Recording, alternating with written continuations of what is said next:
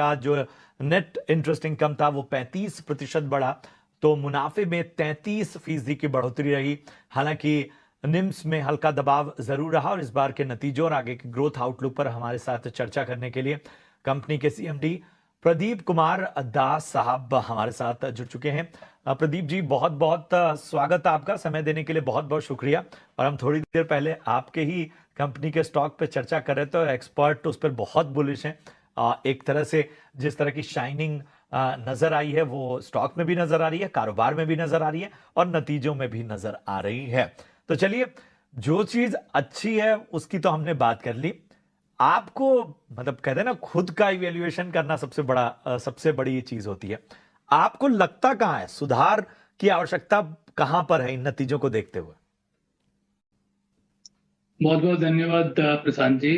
पहले तो हमारा जो शेयर प्राइस का मैटर है, हम लोग पब्लिक सेक्टर मैनेजमेंट का पार्ट है, तो हमें शेयर प्राइस से कुछ खास भी नहीं रहता। हमारा एक रिस्पॉन्सिबिलिटी रहता है कि हमारा जो फंडामेंटल्स है वो कायम रहे और हमारा ट्रांसपेरेंसी और गवर्नेंस जो है वो स्टेबल रहे। तो आप अगर देखेंगे, चलिए लिस्टिंग तो अभी हुआ, अगर कोई एनालिस्ट डीप डाउन करें, 12 क्वार्टर हो चुका लगातार हमारा वृद्धि हो रहा है और बेस बढ़ने का बावजूद भी आज लोन बुक हम 27% CAGR पे रखे हुए हैं। सैंक्शन और डिसबर्समेंट 25% में भी है। तो सैंक्शन 25% का होने का बावजूद, डिसबर्समेंट 25% का होने का बावजूद, बट लोन बुक का रिटेंशन होना, क्योंकि लोन बुक का CAGR उससे ज्यादा है। आज का दिन में रिन्यूएबल में जो वैनिला आ रही है, काफी कॉम्पिटेटिव मार्केट में है वो। बैंक्स भी आ रहे हैं, लेंडिंग कर रहे हैं, वो कर रहे हैं। लेकिन हमारा जो 12 क्वार्टर का परिणाम आया हुआ है और डीप डाउन कोई करे, उनको साफ दिखेगा फंडामेंटली हम डे बाय डे स्ट्रांगर हो रहे हैं। सेकंड, हमारा जो रिपोर्टिंग टाइम है वो हम ग्रेजुअली रिड्यूस करते जा रहे हैं।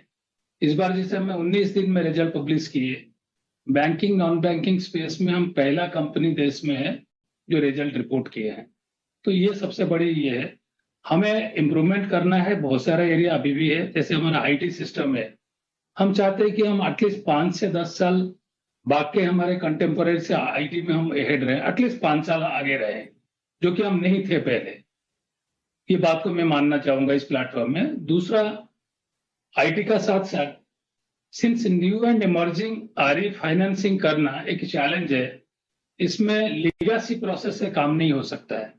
हमें पीरियडिकली प्रोसेस को भी रिविजिट करना है, रिडंडेंसी आइडेंटिफाई करना है।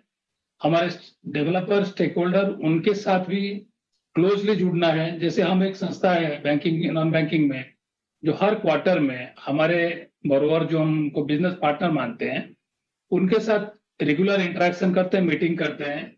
उससे क्या है कि हमारा एसेट क्वालिटी काफी इंप्रूव हुआ है, प्रोसेस हम रिडिफाइंड किए हैं, रिडंडेंसी काफी अचीव किए हैं। एज ए रिजल्ट हमारा टर्न अराउंड टाइम जो है सबसे कम है। अब देखिए, 37 साल का कंपनी, हमारा तो एक्सपर्टीज इस एरिया में है, बट न्यू एंड इमर्जिंग में जब नया कुछ चीज आता है, उसमें हम जितने पुराने हैं उतना बाकी लोग भी हैं। बट उसमें भी एक्सपेक्टेशन रहता है स्टेक होल्डर का कि हम उसमें पहले आके कुछ करें। जैसे एथेनॉल में आप देखेंगे 1.5 साल पहले हमने शुरू किया। ई मोबिलिटी को भी जो रिटेल लेवल में भी, जैसे 4 व्हीलर पर्टिकुलरली, उसको भी 1.5 साल पहले हमने इनिशिएटिव लेके किया।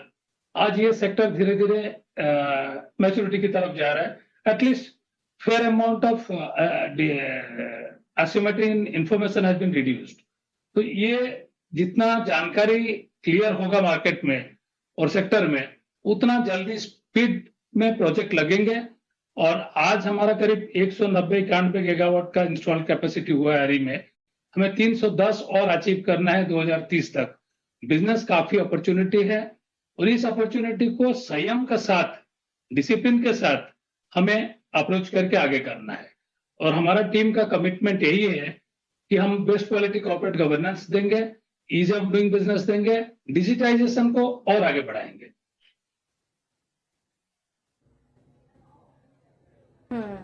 ठीक है, तो ये है ओवरऑल आउटलुक हमने बताया।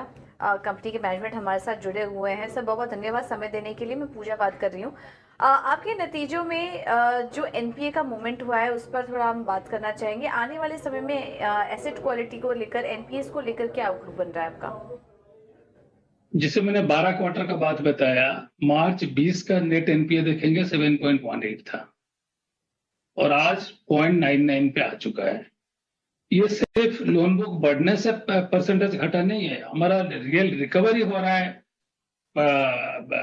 स्ट्रेस एसेट से। और मोस्ट ऑफ द रिकवरी में I think more than 97-98% recovery में हमारा कोई सैक्रिफाइस नहीं है, रादर हम प्रिंसिपल और सिंपल इंटरेस्ट भी रिकवर किए हैं, तो वो सबसे बड़ी चीज है। तो हमारा एब्सोल्यूट टर्म में रिकवरी इंप्रूव हो रहा है, लोन बुक बढ़ रहा है, जो रिजल्ट कर रहा है 0.99। हमारा टीम का एक सपना है कि हम बहुत जल्दी उसको 0 पे ले जाएं नेट एनपीए को, और ये अचीवेबल है। ठीक है। दास साहब, जो सबसे बड़ी उपलब्धि हाल फिलहाल की है वो कंपनी को नवरत्न का दर्जा मिलने की है।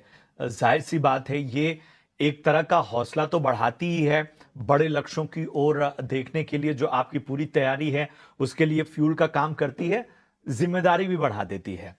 जैसा आपने 2030 के लक्ष्य की बात की कि आप और आपकी पूरी टीम अपनी प्रतिबद्धता जो है उन बड़े लक्ष्यों की ओर बढ़ा रही है, हमें कुछ बता सकते हैं कि नवरत्न का दर्जा मिलने के बाद जो जिम्मेदारी बढ़ी है उसके लिए हम किन चीजों की ज्यादा उम्मीद करें कंपनी के कारोबार में, आगे के विस्तार में? देखिए, आज भी मार्केट शेयर अगर देखने जाएंगे, एनबीएफसी लेंडिंग में, रिन्यूएबल में जो लेंडिंग है उसमें हमारा 31% मार्केट शेयर है। बाकी सारे एनबीएफसी को मिला लीजिए, उसमें हमारा 31% है। वो हम सबसे बड़े लेंडर है इसमें, और हम ही एक बड़े संस्था है, सबसे बड़े संस्था है जो पूरा ग्रीन फाइनेंसिंग करते हैं। हमारा ग्रुप में नॉन ग्रीन कोई चीज है नहीं। बाकी जो बड़े बड़े एनबीएफसी हैं स्पेस पर अभी करने लगे हैं, उनका 6 से 10% का रिन्यूएबल स्पेस में है। बाकी छोटे छोटे एनबीएफसी भी हैं, उसमें मैं नहीं जाऊंगा। आगे चल के जैसे हम शेड्यूल बी से शेड्यूल ए बने सितंबर में, और मिनी रत्न से अभी नवरत्न में बने।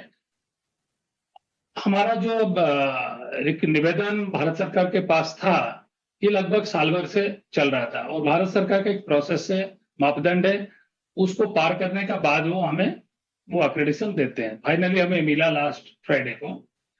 तो अब इसके बाद सिर्फ एक पड़ाव बचता है। अगर मैं पब्लिक सेक्टर स्पेस का बात करूं तो महारत्न, तो हम कोशिश करेंगे कि आपने 2030 बताया, तो 2030 तक हम कोशिश करेंगे कि हम नवरत्न से महारत्न तक पहुंच जाए, और ये सबसे बड़ी उपलब्धि होगा, क्योंकि इतना कम समय में, क्योंकि महारत्न बनना बहुत बड़ी अचीवमेंट होगा और बहुत बड़ी रिस्पॉन्सिबिलिटी भी होगा। हमें नवरत्न मिलने पे जो ऑटोनॉमी मिलेगा, भारत सरकार ऐसे भी आज का दिन में हमारे जिस तरह का गवर्नेंस कंट्री में है या हम लोग पब्लिक सेक्टर में कर रहे हैं, इतना इंटरफेरेंस गवर्नमेंट का कोई हमें तो एटलीस्ट इरेडा को फील नहीं हो रहा है।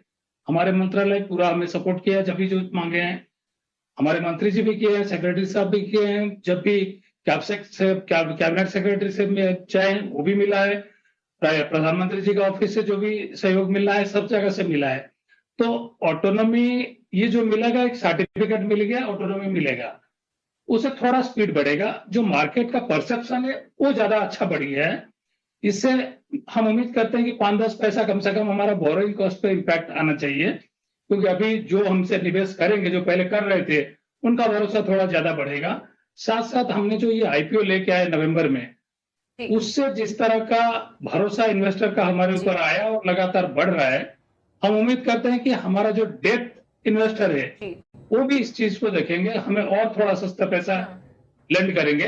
तो 10 से 15 पैसा का नेट हमें उम्मीद है कि इससे कम मिलेगा हमें मार्केट से, जो हम सेक्टर में पासन कर सकते हैं सब्सटेंशियल पोर्शन उसका, जो हमारा स्पीड ऑफ डेवलपमेंट है वो फर्दर बढ़ सकता है जी।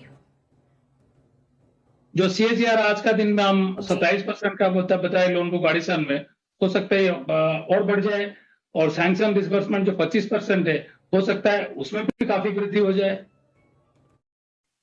अगर आप चैनल पर पहली बार आ रहे हैं तो ज़रूर चैनल को सब्सक्राइब करके बेल आइकन प्रेस कर लो, ताकि आने वाली जितनी भी अपडेट्स हैं सभी कंपनी से रिलेटेड, उसका नोटिफिकेशन आपको सबसे पहले मिल सके।